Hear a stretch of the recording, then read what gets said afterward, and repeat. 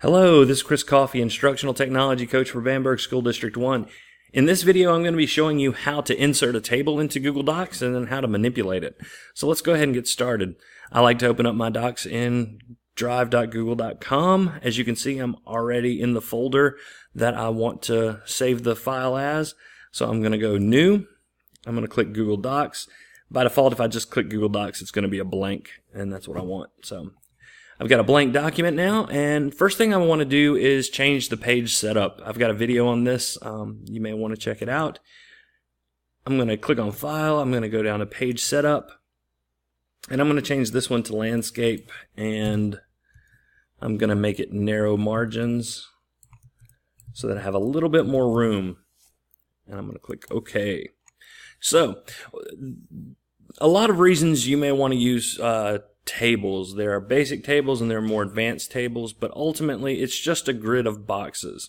So what I want to do, let's say I wanted to make a flyer and I want a nice big border around the side. By default, there is no border option inside of Google Docs. But what I can do is I can insert a table that is 1 by 1.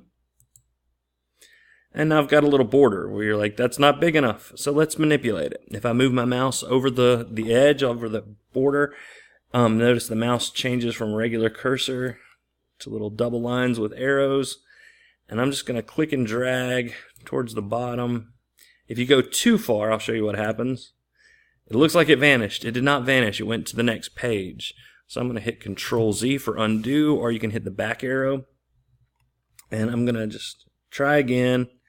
See if I can get it close. There we go. Might want to move a little bit further. There we go. So now I've got a nice border, but that's kind of plain. I want it nice and pretty. So what I'm going to do is I'm going to play with the color. I can come up here and I can change the border color.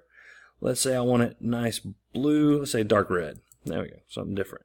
Might be hard to see because that line is so thin. You can barely tell it's red. Well, here I can do the border width. And so I can click on that and say I want it to be 6 points. There we go. So now I've got a nice, big, thick border. And maybe I want to have fun with it, so I want little dots instead of straight line. There we go. So I have a nice border, and inside of this, I can type away. Okay, I can do whatever I need to do to make my flyer. So that's one way you can. I'm going to undo all the way. Actually, if I right-click, I can come here to delete table. It was there somewhere, and do that. I can delete a table by right-clicking and deleting table. I can also just click on it, like highlight it, and delete it. Okay, so I can't just click on it. You have to highlight it and hit the delete button, and it'll go away as well. So that's one way I might use tables. But for my students, let's say I have an assignment for them. I want to do a comparison between South Africa and the United States South for segregation. And one of the ways I want to keep it organized and kind of help them make connections is to put it in a table format. So for that, I'm going to go Insert Table. And now, instead of leaving it at 1-to-1, I'm going to move this out. Now, I can go as far as 20 by 20. I can always add them later, but my initial table can go as large as 20 by 20 or as small as 1 by 1. I want to do a 3 by 4 or a 4 by 3. So I'm going to click on that. So I have my table. So I'm going to say South Africa. I'm going to say U.S. South, and I want to compare how their laws were for voting and for, let's see if I can spell it right, property, and for marriage. Okay. Now, I've got the general layout, but if I were to print this out, the students wouldn't be able to write very much in here, so I'm going to want to change the size. So just like I did with that 1 by 1, I'm going to readjust this until I have it the size I want. Problem is, if I just do this one, it's just changing that one. And if I try to go back and do this one, now my cell is way too big, or my table's way too big. So one of the suggestions is when you're resizing, start with the ones on top and work your way down. That way you can kind of get a better idea of where they're going to start and stop. So see, now that's nice and neat and distributed. But I don't like the way this looks. For starters, I want my headings to be centered. And that's way too small. I could change the size. I could, come in here and go 36 and change it to color blue and all that good stuff. But as I've stated in other videos and in trainings, you want to get used to using your styles. So I'm going to say, all right, I want those to be, I'm going to make those heading 2. And I want to make the areas that I'm comparing heading 1. So a little bit of difference in them. Remember, I can come in here and say, all right, now I want to change this to, let's say 30. I want it to be bold, and I want it to be red. All right, and then all I have to do is change my heading 2 to match that, and it'll automatically change it for the rest of them. So make sure you're getting used to doing that. Same thing here. I'm going to say bold, and let's make them blue. And I'm going to change it to heading 1 to match that. Now, I can put this in the center, but this doesn't look right because it's way at the top. I want it in the center here.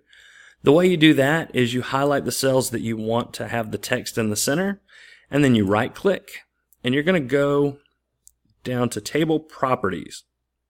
So when you right-click, you get all these options. You're going to go down to Table Properties, and instead of being cell vertically alignment to the top, you're going to move it to the middle. If you wanted to, you can move it to the bottom. In this case, I want it in the middle. And I'm going to click OK. And there we go.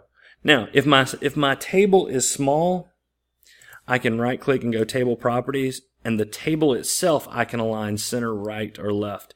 That does not. So let me highlight South Africa to show you. Just highlight them both.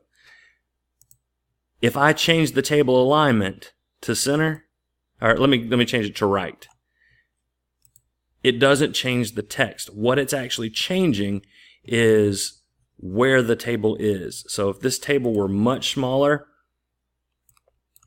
then all I have to do is come in here, highlight the table, right click, go to Table Properties, and say, all right, I want it to align to the right. And notice the whole table moves over to the right.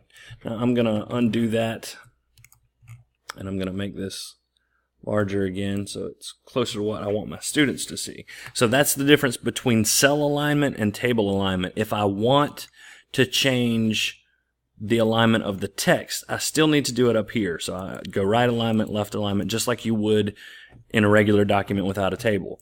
So now that I've got those options done, and my students have enough room that they could write a little bit about each topic for each country, then what winds up happening is I might want to change it up even more.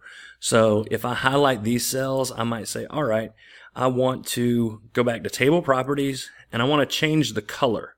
So this is that cell background color. And let's say I wanted to do that, say like a dark orange.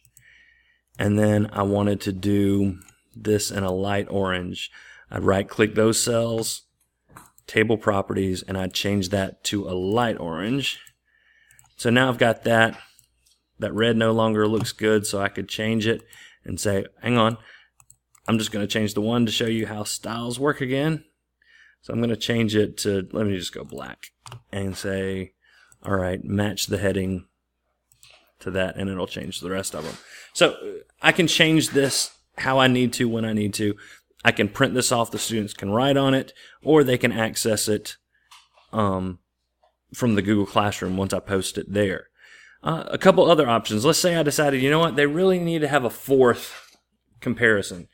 If I right-click on a cell, notice I have these options to insert or delete rows.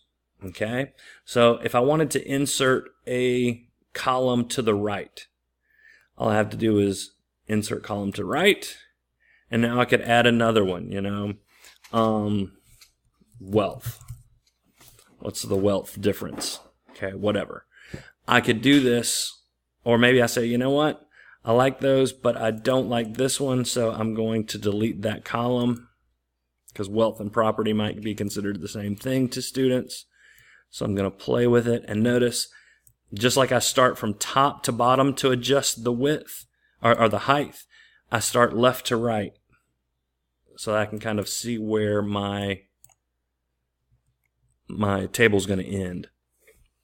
So those are the basics. There are other things you can do with tables, but that's the basics. I hope you found this video informative. There are more instructions and things that you can find out on our website, which is in the description below. And thank you for watching.